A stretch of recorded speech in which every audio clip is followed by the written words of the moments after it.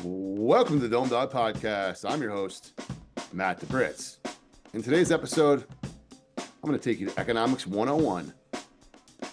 What's up with the WNBA, the NBA play-in, the transfer portal, and people complaining. All this and more on the Dawg podcast. If this is your first time listening to me, I spent 21 years at ESPN, last few on my own.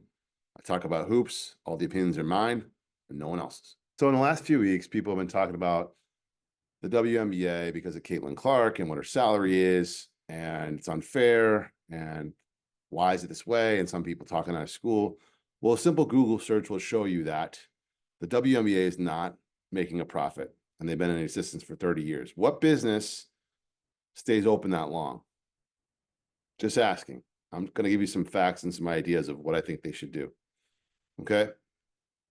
Caitlin Clark's going to make $76K in her first year. People are up in arms about that. You know what the average American makes? $59K. You know what households make together as average in the United States? $75K. So she's making more than most couples make combined in this country to play basketball, 40 games. I know people are, oh, it's not the same. Owners make this, blah, blah. That's fine. But that's the fact. And she's not complaining about it. Other people are complaining about it.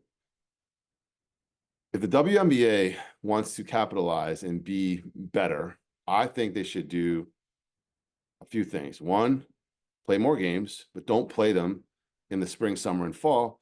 Play them in the wintertime when basketball is played.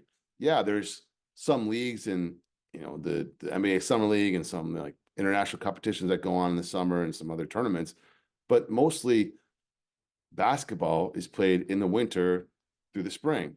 Why does the WNBA play in the summer? Well, some people would say, oh, because of the arena availability and all that stuff. That's a bunch of crap. Come on. That's not true. So if you're the NBA and the WNBA and you want to grow the WNBA, then play the same time, play day-night doubleheaders, play, hey, if you come to WNBA game, we'll give you this kind of NBA game. You don't have to play maybe 82 games like the NBA does, but you can play 60 games and play in a more parallel schedule. So that's my suggestions for the WNBA and the NBA. I know it's a few weeks probably late, but the play-in games are stupid for the NBA. You are promoting teams to be mediocre by letting the 9th and 10th place teams in. Just let the 7th and 8th place teams play in the playoffs because they earned it, not this 1-2 game playoff system where anything can happen pretty much. And because of it, Zion Williamson gets hurt in the play-in game, and then he doesn't play in the playoffs.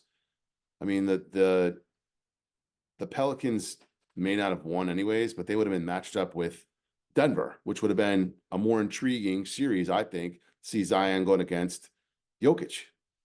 And then the Lakers would have played against the number 1 seed, Oklahoma City. And I don't know if they would have a better chance or not, because Oklahoma City is really good, but it'd be more intriguing to show the number 1 team that's up and coming that was built through the draft versus the Lakers. So get rid of the play-in game. It's garbage. And on the other side, it didn't really change much because the Sixers and the Heat kind of went 7-8. But Jimmy Butler got hurt. And I want to see Jimmy Butler in the playoffs because he's fun to watch. And the Heat are so well coached and so set up right that they may give the Celtics a run for money. They may even win the series. But they have a better chance if they had Jimmy Butler. So I talked about the WNBA and NBA and the economics, but also, college coaches are making complaints now about how hard it is. I came across this tweet last night on X from John Fanta. He works for a couple different networks, and pretty much a high major coach told him the state of college basketball is an effing disaster. For us veteran coaches, not what we signed up for. He goes on and say a bunch of other things. I'll post the actual tweet in my show notes, but basically saying they haven't had a day off. In other words, it's very hard now. Well, that's fine that you didn't sign up for it, but that's how it is. So either you can adjust or you can sit there and complain to the media and not actually put your name to it.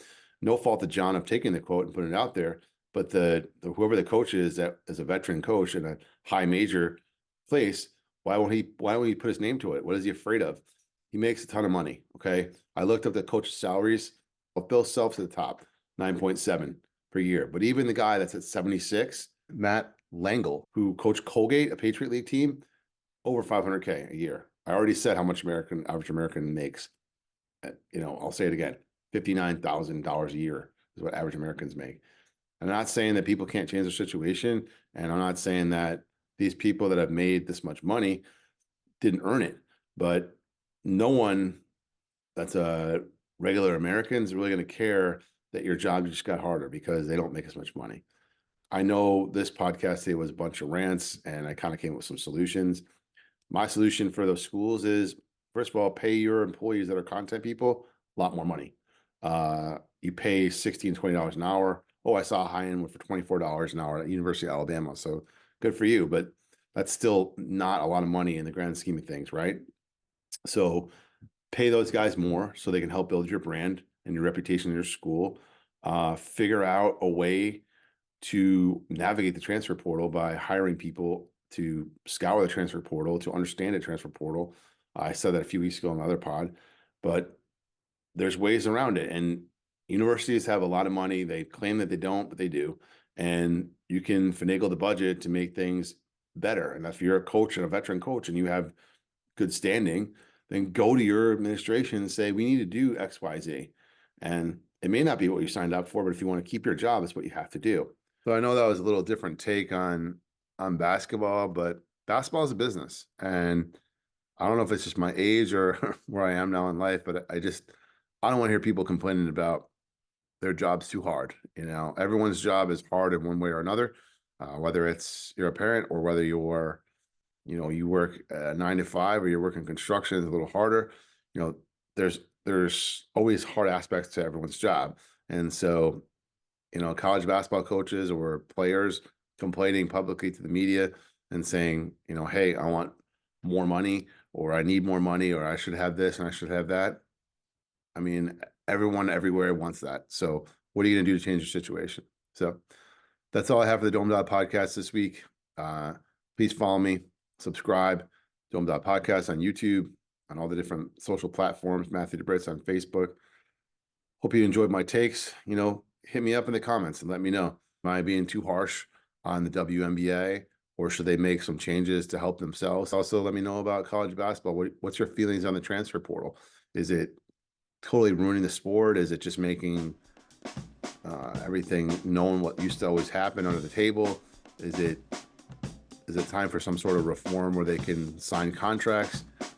There's all sorts of ways you can go about it, but complaining to the media is just not one of them. All right. Hit me up on any of the socials as well. I'd love to hear from you.